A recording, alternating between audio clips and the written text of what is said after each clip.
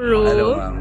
Ayan, so ano yung unang pumasok sa isip mo nung nakita mo nga romampa si Bianca?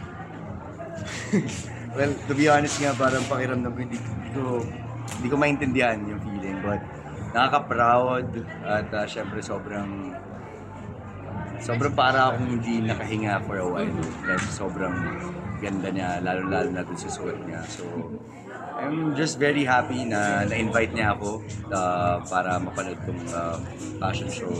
So, yun. Sobrang proud lang.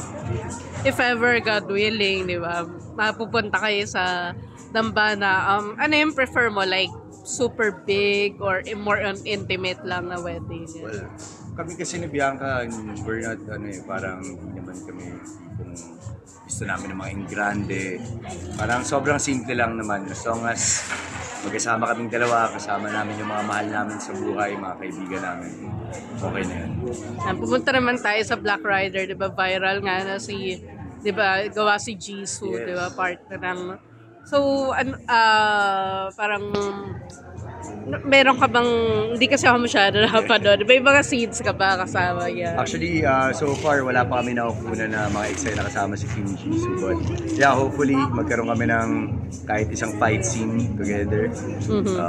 Para at least, ma-experience ko rin, makatrabaho ng isang K-drama actor.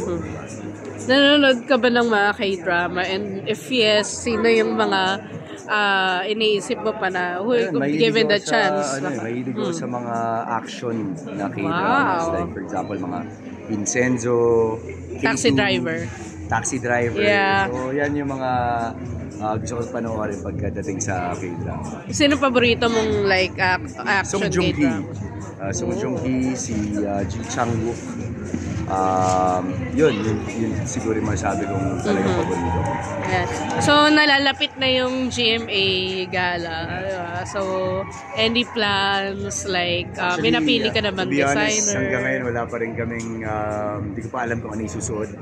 Pero, so, ganun na kami, ganun ko na pinagkakatiwalaan yung stylist ko na siya na talagang bahala. Kung ano yung paisip namin bigla, yun na yun.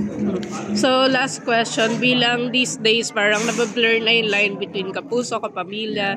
Like, di ba si Alden Richards, may movie with Catherine Bernardo.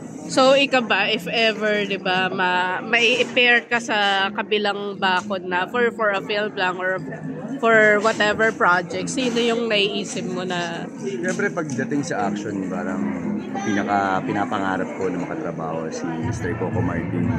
At hopefully, makatrabaho ko rin sa isang pelikula kung saan man, si Miss Nadine Lustre. Marami. Miss Anne Curtis, Catherine, of course. So, yeah, hopefully. Di naman na imposible gawa ng ngayon para nasa collaboration na talaga lahat.